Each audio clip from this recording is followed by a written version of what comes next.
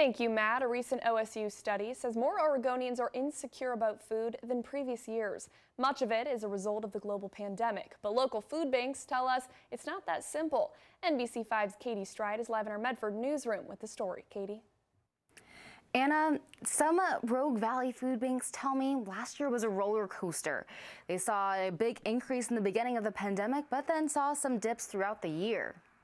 Oregon State University released a study analyzing food bank trends statewide. Overall, more Oregonians faced more food uncertainty in 2020 than in previous years. But food banks in Southern Oregon say it depends on the region. It does seem that some areas see more need than other areas, and it depends on the part of the state. Access's Food Programs Director Marcy Champion says this past year came with its challenges. Right after the pandemic started, we definitely did see increases. We saw spikes of up to 80%. But Josephine County Food Bank Executive Director Kim Collins says it wasn't just an upward trend. When people get additional resources like the extra unemployment or they get the additional SNAP benefits, that's a help for them right there to be able to get the additional food supply that they need. While community needs changed throughout 2020 for food banks, Jackson County got an extra stressor last September. In conjunction with COVID, we had the fires. So one of the things that we've seen that maybe aren't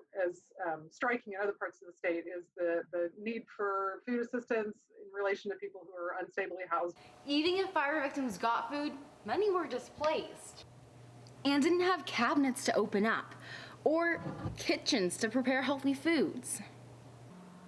Going to a food pantry isn't going to be necessarily all that helpful. Worked with other agencies in the area, helping to provide meals that are more convenient for people who may not have the accessories that you would normally have to cook for your family. Another troubling aspect is the dip in volunteers both food banks saw last year. I think as the governor puts freezes on our ability to gather in bigger numbers, then the volunteer efforts kind of go down a little bit. It's hard to predict what 2021 will hold for food banks, but both Access and Josephine County Food Bank are preparing for the uncertain.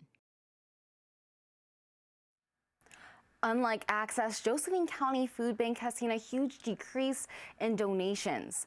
They are asking the community to rally around them and create food drives. Live in the newsroom, Katie Strite, NBC5 News.